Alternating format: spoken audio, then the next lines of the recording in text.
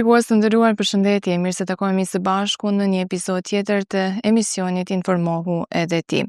Këtë sezon kemi në fokus shëndetin mendor, një temë që lidhet ngushtë me çdo aspekt të jetës sonë.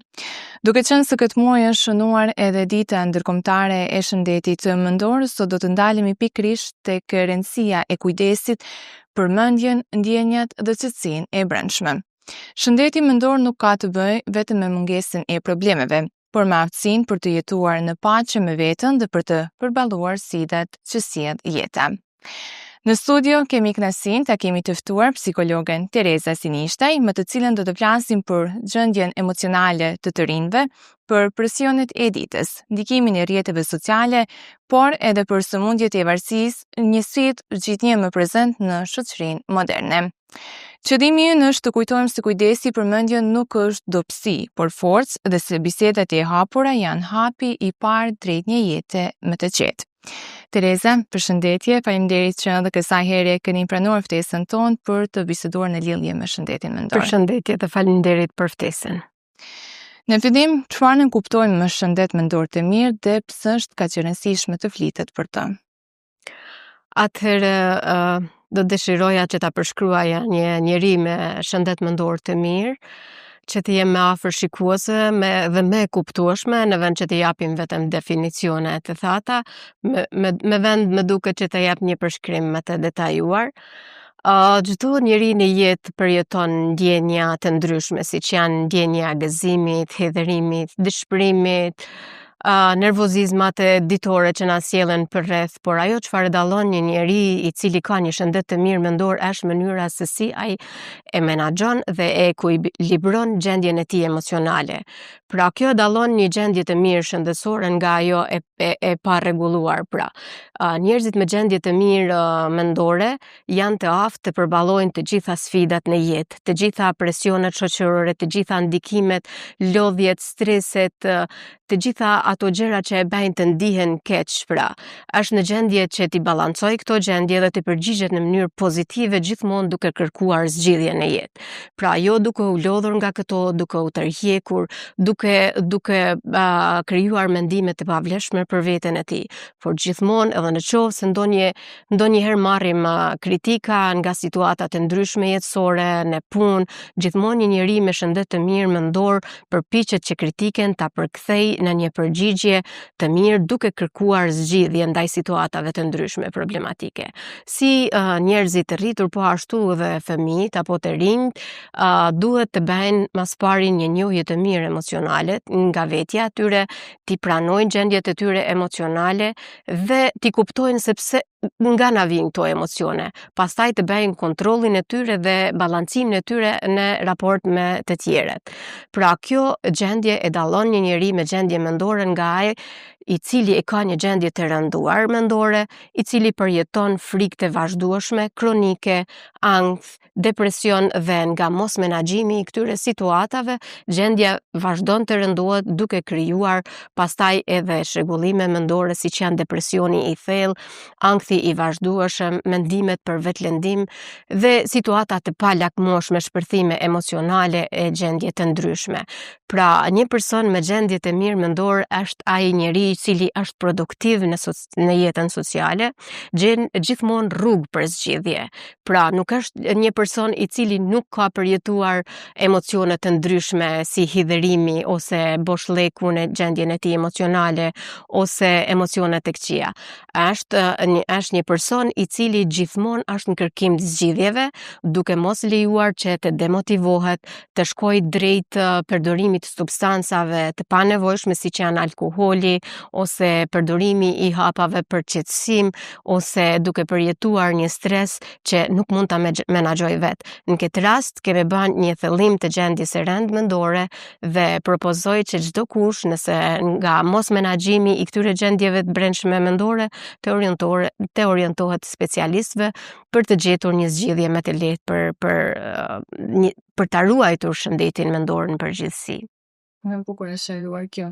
Po, ashtu siç e përmenda në fillim, këtë muaj është shënuar edhe dita ndërkombëtare e shëndetit mendor. Pse ka rëndësi që të ketë një ditë dedikuar vetëm për këtë temë? Është shumë e rëndësishme për shkak se e gjithë veprimtaria jon është nëse një person nëse një person është e ka ruajtur gjendjen mendore, është shumë produktiv për shoqërinë. Kemi krijuar persona të cilët janë të qetë dhe e bëjnë një punë si duhet. Kemi krijuar nxënës të cilët janë produktiv, janë aty për të mësuar. Kemi krijuar një atmosferë të mirë familjare ku burri dhe gruaja kanë harmoni dhe kanë qetësi shpirtërore. Kemi krijuar një rreth shoqëror shumë të mirë ku marrëdhëniet janë mes kolegëve janë shumë të mira dhe prandaj e gjithë veprimtaria jonë jetësore është në saj të kësaj e krijuar. Nëse një njeri ndihet i deprivuar, një njeri ndihet me një gjendje të rënduar mendore, nuk është produktiv në jetë.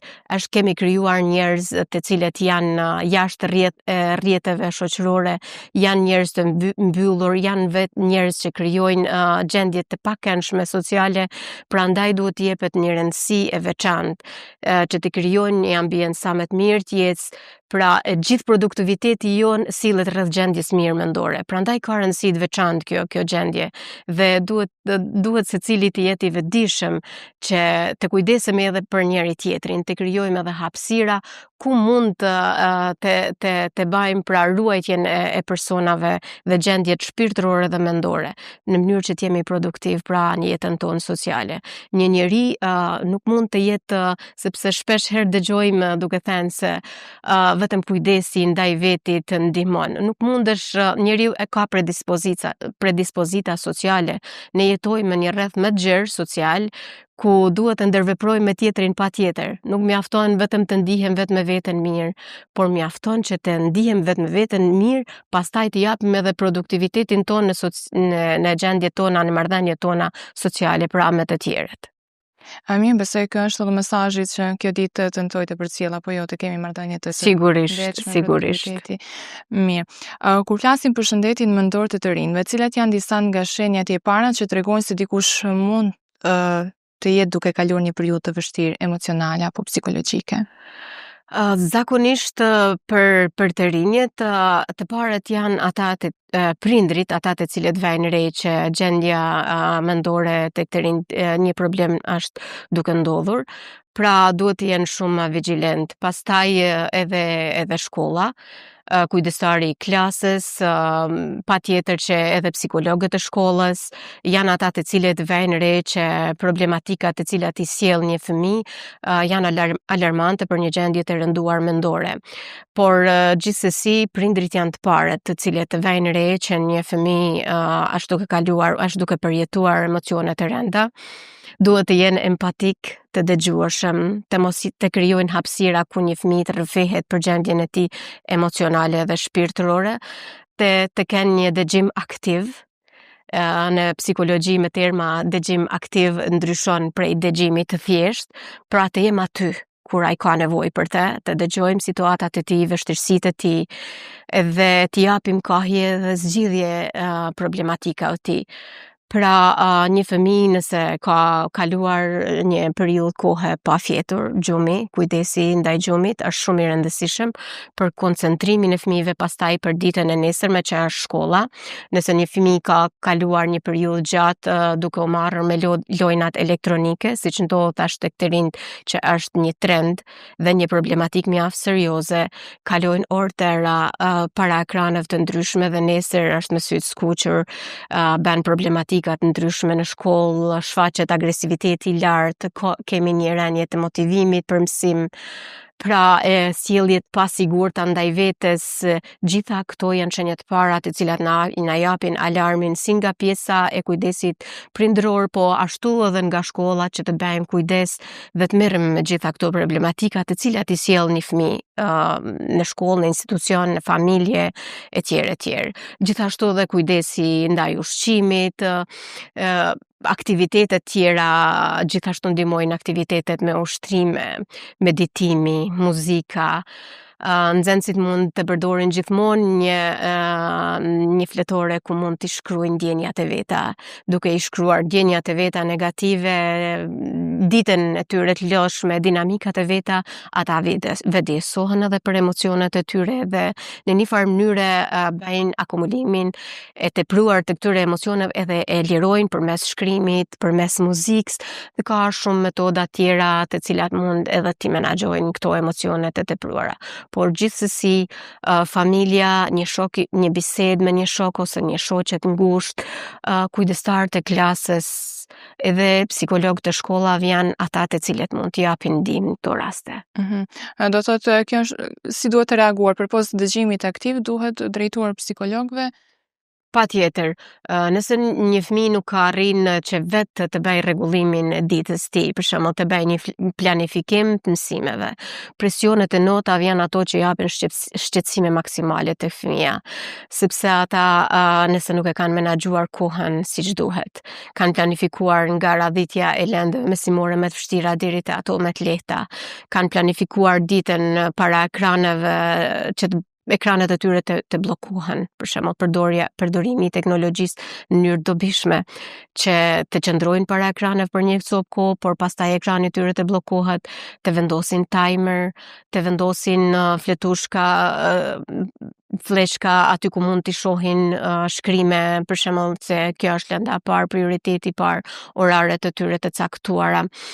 Dhe në këtë mënyrë të bajnë në menaxhim të këtyne simptomave, këtyne gjërave, t'i kalojnë presionet, shfaqja e një bisede emocionale me një shok të ngushtë, gjitha këto janë gjëra që e kanë menaxhuar kohën dhe i kanë larguar stresin, presionet, ankthin.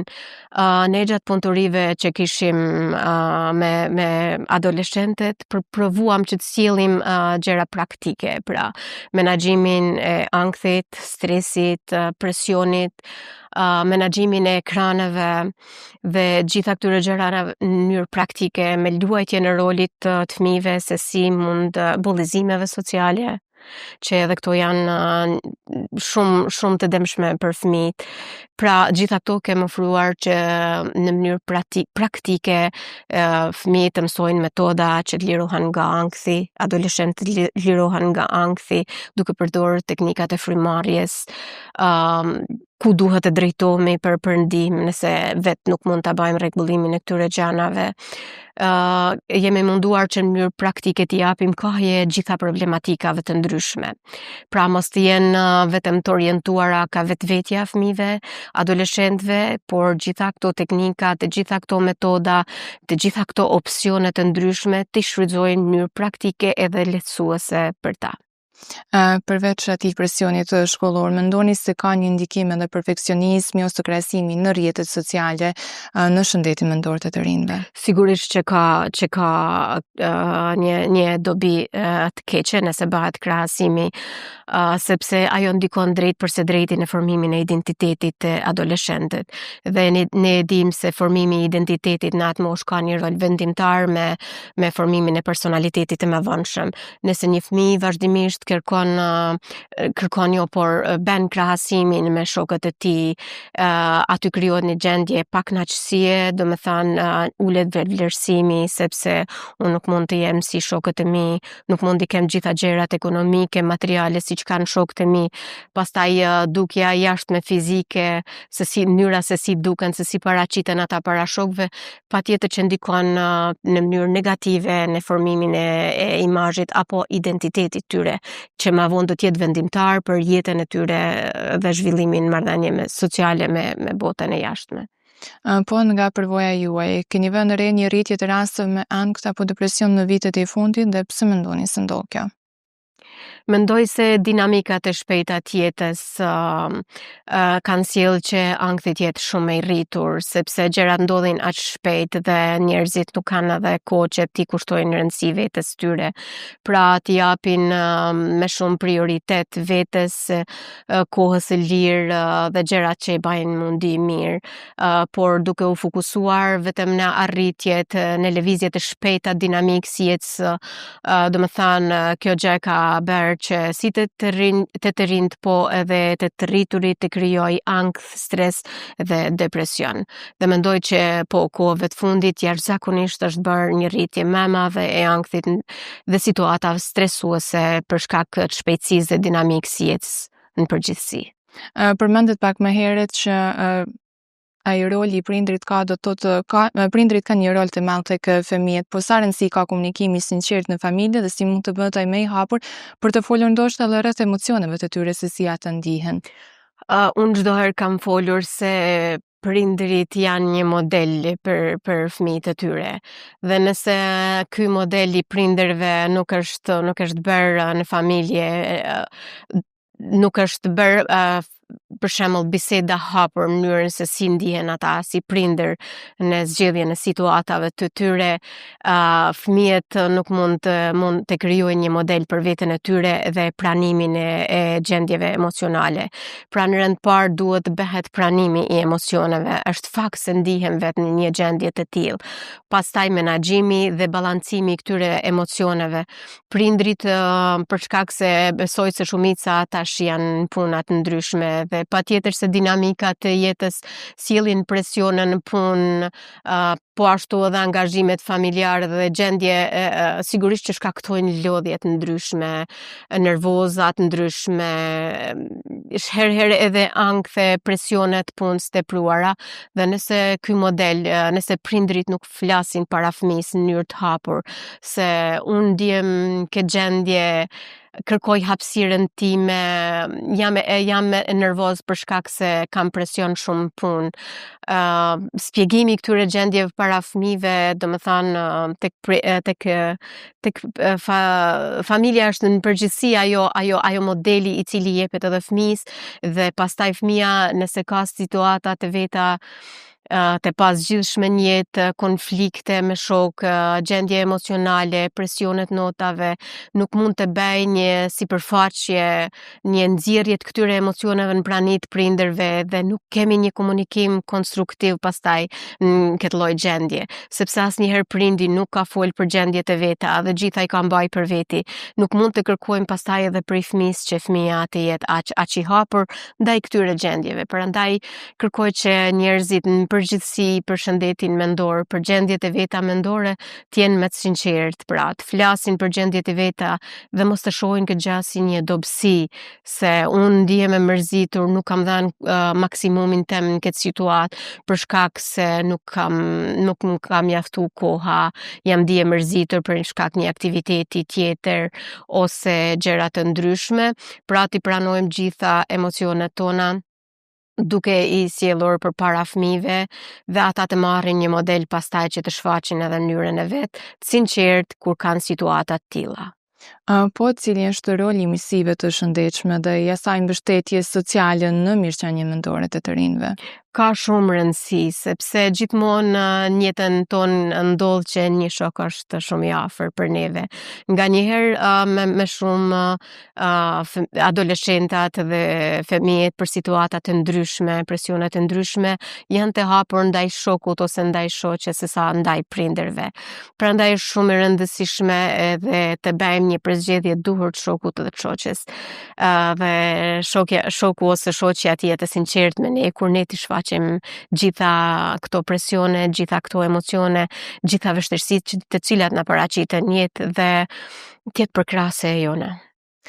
Po mendoni se është ende tabu të flitet hapur për ndihmë psikologjike në shoqërinë tonë, dhe nëse po pse mendoni se njerëzit ende hezitojnë të kërkojnë ndihmë? Mendoj se ende është në shoqërinë tonë është një stigmë për shkak se gjithmonë njerëzit përpiqen që para tjerëve të japin versionin e vetes më të mirë dhe duke mos i treguar ligësitë të tyre apo mos menaxhimet të tyre në jetë, mendojnë që shpesh herë do të duken si njerëz më të ulët para tyre, si njerëz më të dobët. Gjithmonë e japin jo versionin real të vetes, por japin versionin më të mirë të vetes para të tjerëve dhe asnjëherë nuk flasin për gjendjet e veta se si ndihen, por shpeshherë maskojnë emocionet e veta. Shpeshherë kemi parë njerëz të cilët janë të buzëqeshur në mënyrë jo reale, pra qeshin si për dhunë, duke tentuar që të maskojnë veten e tyre.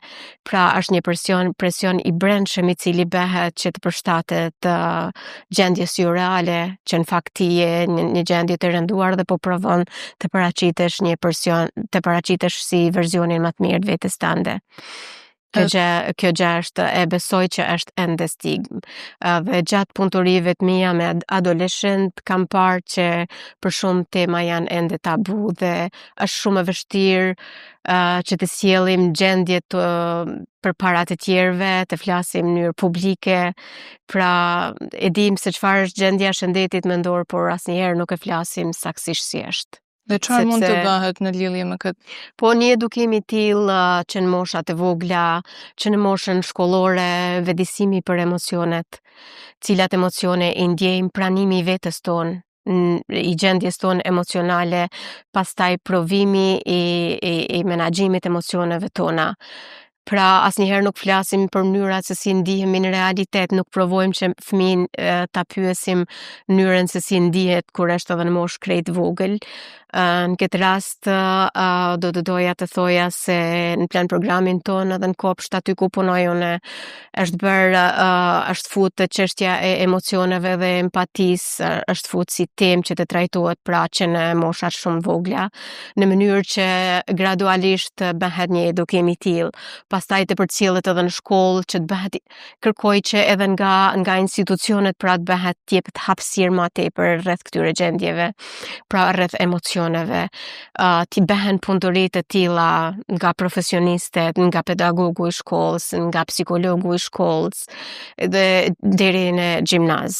Gjithashtu edhe edukata familjes dhe kur bëhet një edukim I tërësishëm këtyre gjendjeve, pastaj mendoj se gjitha këto gjëra nuk do t'jenë me tabu, por do të flasim hapur për gjendjet tona të brendshme, të cilat na bëjnë që të ndihem keq ose për kontrollin ton më të mirë që do të bëjmë në këtë rast. Besojmë që kjo të praktikohet në të ardhmen, por shërbimet që mund të ofrohen për të rinj që kërkojnë ndihmë psikologjike, por cilat janë ato që ofrohen, do të thotë tani?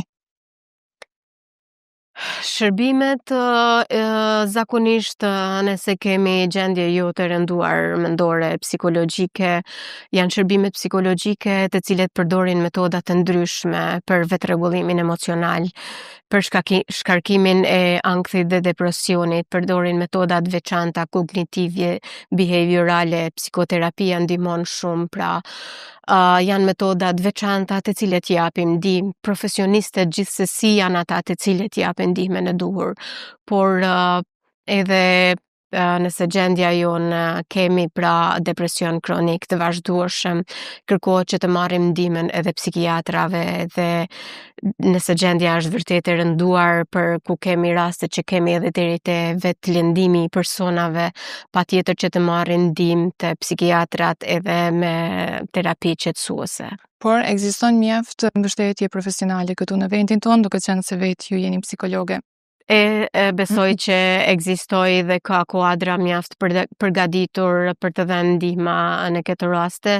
Ajo që është më tepër shqetësuese është sepse njerëzit presin që derisa të bëhet vonë për këto simptoma, mos lajmërohen dhe mos t'ju drejtohen profesionistëve dhe kisha bërë apel që njerëzit nëse shohin se gjendjet e tyra janë të pamenaxhueshme të kërkojnë ndihmë profesionistëve në mënyrë që gjendja e tyre të jetë më e kontrolluar dhe të marrin ndihmën e duhur.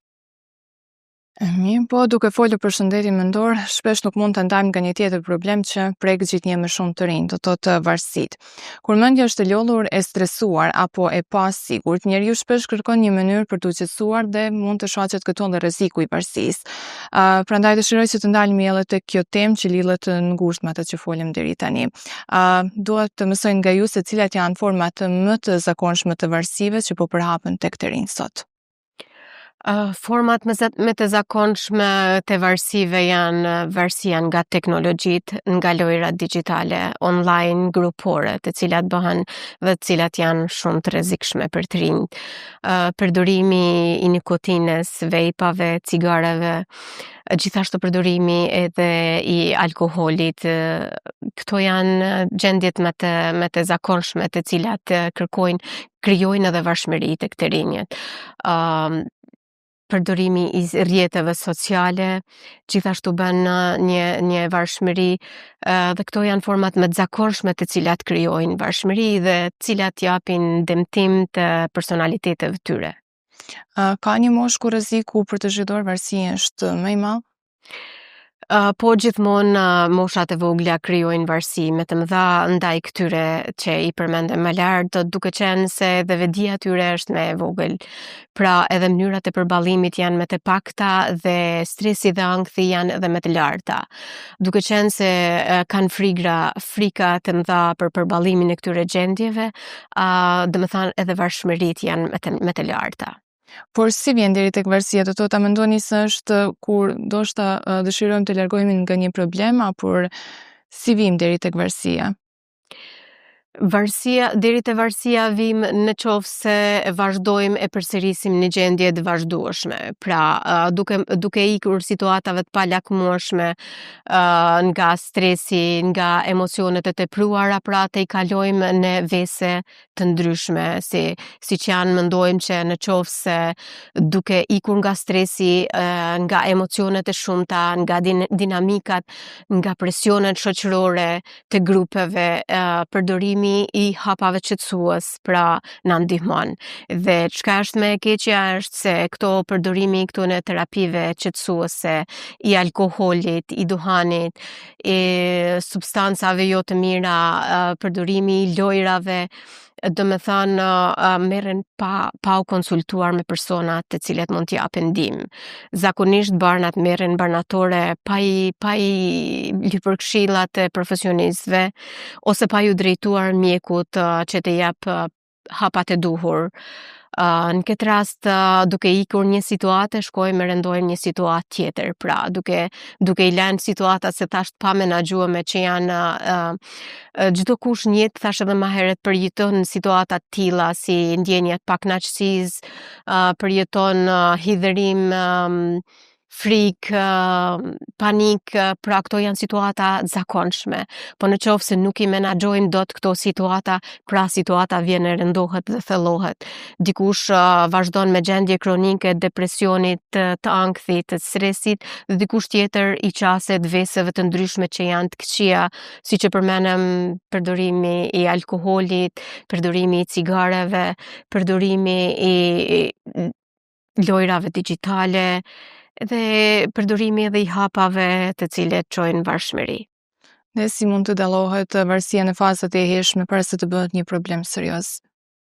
Po mund të dallohem në momentin që nuk mund të qëndrojmë dot pa to. Dhe provojmë që ndoshta njëri provon që mos të marr pjesë në lojra të ndryshme, por është se është e pamundur që të mos përfshihet në to.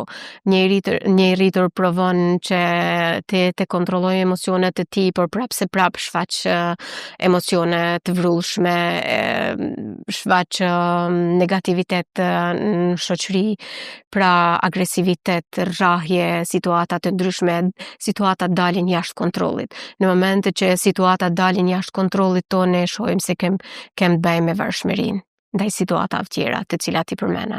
Qartë. Përmendje do thotë që kemi sot edhe varësi ndaj teknologjisë. Si mund të nxisim një qasje më të shëndetshme ndaj teknologjisë tek të rinjt, apo ndoshta është edhe vetë kufizimi i përdorimit? Mendoj që përdorimi i teknologjisë ka të mirat e veta, por ka dhe gjërat negative, siç janë varshmëria ndaj lojrave, mos kontrolli i kohës, kalojmë një kohë të tepruar, duke mos arritur që ta kufizojmë kohën. Pra, kontrollimi i kohës, vendosja e timerave, përdorimi i sajteve ku kemi bllokim të ekranit ton,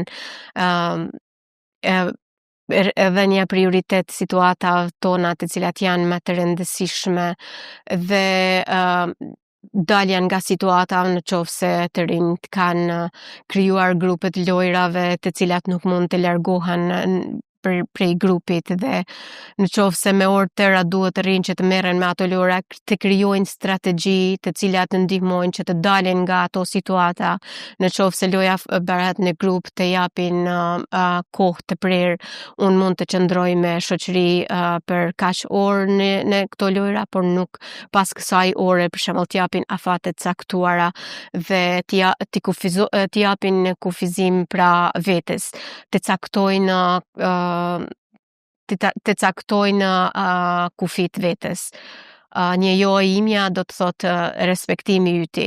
Nëse unë them se nuk do të marr pjesë sot në lojra, ky ka qenë edhe fuqizimi në punëtoritë mia me adoleshentët, respektimi dhe fuqizimi i jos. Nëse të rinjt kanë vendosur kushtet dhe rregullat duke thënë jo, nuk dua të marr pjesë në lojra për një kohë të caktuar, duhet të bëhet respektimi nga pala tjetër, pra të tërhiqemi, gjithmonë të gjejmë alternativa. Me duhet të bëjnë një detyrë, mund ta merrin një shok tjetër, pra të gjejmë alternativa për të shkëputur nga këto dinamika, nga këto presione grupore dhe t'i japim vetes zgjidhje. A mendoni se mungesa alternative pozitive si sporti apo aktivitetet kulturore shtyn të rinj drejt varësisë? Këto janë efekte pozitive.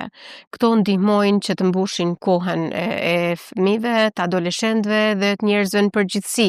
Pra këto janë, siç i përmendëm veset tek qia, mund t'i mendim si vese të mira në jetë ose shprehi të mira të jetës, të cilat i ndihmojnë që t'i japin kujdes vetit. Pra me sport bëjmë relaksimin ton dhe energjitë negative të cilat janë akumuluar gjatë ditës, bëjmë edhe shkarkimin e tyre. Gjithashtu me meditim, krijimi i një shëtitje na ndihmon gjithashtu të merrem me veten tonë, të japim vetes hapësirë që të pushojmë nga dinamikat e përditshme dhe të bëjmë ata çfarë ne na bën të ndihem mirë, ose një bisedë me një mike të dashur, me një shok që na dëgjon me një dëgjim aktiv, pa na gjykuar, na ndihmon. Pra gjitha këto janë vese të mira të cilat na japin ndihmës në ruajtjen dhe në kujdesin e shëndetit tonë mendor të mirë. Po këto varësi lidhen shpesh me probleme emocionale si ankthi dhe depresioni? Patjetër se lidhen, patjetër, pra i përmend edhe më lart, për shkak se paqëndrueshmëria jonë emocionale, disbalanci jonë emocional janë të lidhura direkt duke tentuar që të gjejmë alternativa tjera. Pra merremi me këto substanca dhe me këto shprehi negative, pra janë të lidhura si një zinxhir. Dhe nga përvoja juaj duam të mësojmë më shumë edhe për parandalimin e këtyre varësive. Unë mendoj që dhash edhe mjaft alternativa për menaxhimin e kohës, për rregullimin, balancimin, orientimin se ku duhet të drejtohemi në rastet se nëse kemi situata të rënduara të shëndetit mendor, pra të jemi për njëri tjetrin gjithmonë, institucionet të bëjnë punën e tyre rreth këtyre situatave të ndryshme. Mendoj se dhash mjaft alternativa ku secili mund pak a shumë ta gjejë edhe vetveten dhe të jetë me një farë mënyre i orientuar drejt zgjidhjeve dhe gjetjeve në jetën e përditshme. Dhe besoj janë mbështetje e familjes dhe jo gjykimi, këtu ka edhe një ndikim të madh. Patjetër. Mirë, atëherë duke qenë se sot folëm për dy tema që lidhen ngushtë, do të thotë për shëndetin mendor dhe për varësitë, cili do ishte mesazhi juaj apo porosia për të rinjt? Çfarë do të thoninit atyre që ndoshta po kalojnë periudha të vështira emocionale ose që ndihen të kapur në zakon apo të them varësi nga të cilat duan të dalin? Atëherë do të thoja se gjithmonë ka alternativa të ndryshme të cilat na japin zgjedhje për probleme të ndryshme. Dhe në qoftë se ju nuk mund të bëni zgjedhje për problemet e juaja, sado që të vështira që të jenë, gjithmonë do të jetë dikush për t'ju dëgjuar, për t'ju ndihmuar dhe do t'ju japë zgjedhje dhe kahje. Gjithmonë ndiheni të sigurt pranë familjeve t'juaja, sepse familja është ajo e cila jep ndihmën e parë dhe prindrit janë ata që e duan më të mirën e fëmijës në çdo rast, në çdo aspekt. Pastaj edhe institucionet e tjera dhe profesionistët janë aty për t'ju ndihmuar dhe për t'i tejkaluar gjitha vështirësitë e juaja. Po sa i përket institucioneve, do të thotë sa mendoni si janë të gatshëm për cili është roli i tyre, do të thotë në ndërgjegjësimin apo të them që duhet ndoshta edhe organizuar trajnime apo edukime që kanë të bëjnë me shëndetin mendor?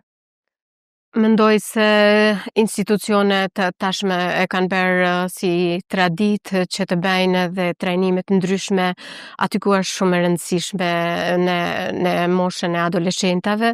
Pra është bërë si praktikë që të ketë dhe javën e rinisë ku organizojmë edhe këto lloj punëtorish me parandalimin e varësive, me shëndetin riprodhues, po ashtu edhe me shëndetin mendor, ku këto punëtori janë mjaft frytdhënëse për të rinjt tanë. Gjithashtu edhe shkollat e kanë shënuar këtë ditë duke u marrur me trajtimin e kësaj teme, pra edhe duke ftuar edhe profesionistë për të shtjelluar në mënyra shumë jo vetëm në bazë të ligjëratave dhe këto informime të jenë të thata për adoleshentet dhe për fëmijët, por është munduar që të sjellën në mënyrë atraktive, në mënyrë luajtjes së roleve, se si kishin mundur që të rinjtë të ballafaqohen me të gjitha këto varësi, me ruajtjen, me mësimin e teknikave të cilat mund t'i përdorin në menaxhimin e kohës, ndaj rrjeteve sociale, në menaxhimin e teknikave ndaj stresit, ndaj ankthit, ndaj atakeve panike të cilat shpeshherë janë të pranishme në shkolla të mesme, po ashtu edhe në shkollat fillore. Gjithashtu edhe orientimi i fëmijëve është bërë në mënyrën e duhur, nëse fëmijët nuk kanë qenë të vetëdijshëm se kujt duhet i drejtohen për ndihmë. Tashmë mendoj që në bazë të këtyre punëtorive është bërë mjaftueshëm, ku fëmijët janë orientuar se ku mund të gjejnë pra mbështetje ndaj institucioneve, ndaj ligjit ku i mbron nga bullizimet online nga gjitha gjërat që janë të dëmshme, parandaluese. Mendoj që është bërë një informim, sidomos këtë vit, një informim i mjaftueshëm. Po ashtu ju falenderoj edhe ju mediave të cilat bëni një punë pa lodhshëm dhe jepni çdo herë sjellni intervista të ndryshme rreth shëndetit mendor dhe situatave të ndryshme, problematikave të ndryshme psikologjike. Mendoj se në këtë mënyrë kemi bërë edhe sensibilizimin e qytetarëve dhe sadopak jemi munduar që t'japim ndihmë në të gjitha drejtimet. Të ndajmë pak sa tek interesimi të rinjve, sa ishin të rinjt në vendin tonë do të interesuar që të marrin pjesë dhe të ndërgjegjësohen në lidhje me këto tema? Po vetë pjesëmarrja në punëtoritë tona, në prezantimet tona në lidhje me shëndetin mendor tregon se kemi të rinj të cilët janë të interesuar për të ditur rreth shëndetit mendor, rreth parandalimit të substancave. Gjatë punëtorive kemi ndarë një grup prej 25 adoleshentëve dhe prezent ishin më shumë se 25, ishin 30 e më shumë fëmijë të cilët ishin të interesuar që të dëgjojnë pra për shëndetin, parandalimin, shëndetin riprodhues. Aty tregon se kemi të rinj të cilët janë të interesuar, dëshirojnë të dinë edhe më tepër, dëshirojnë të menaxhojnë jetën e tyre, emocionet e tyre, gjendjet e tyre, dinamikat e tyre sociale. Pra mendoj që kemi çdo ditë më shumë të rinj të cilët po ashtu edhe një bashkëpunim dhe një punë e përbashkët me ta tregoj që ata ishin të gatshëm që të punojnë me ne, të mësojnë dhe të pranojnë të gjitha ato këshilla të cilat i dhamna gjatë punëtorive. Kjo tregon, domethënë, që kemi interesim të rive. Dhe që do duhej ndoshta në të ardhmen të punohet edhe më shumë në këtë drejtim apo jo? Sigurisht që do duhej shkollat, institucionet, të gjitha të jenë të gatshëm që të investojnë sidomos tek të rinjt, sepse të rinjt kur kemi krijuar një shëndet mendor të mirë, tek të rinjt kemi krijuar një shëndet mendor të mirë tek e ardhmja jonë. Atëherë Tereza, më mbetet ju falenderoj shumë për bisedën e sotme, për gjitha mesazhet dhe këshillat e vlefshme që i keni ndarë me ne dhe shikuesit e televizionit Point. Ishte kënaqësi. Faleminderit edhe për juve.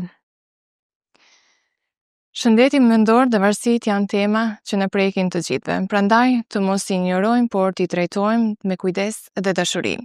Kujdesuni për veten dhe për ata që keni pranë, sepse nga mendje e qetë fillon gjithçka e mirë. Deri në takimin tonë të radhës. Mirupafshim.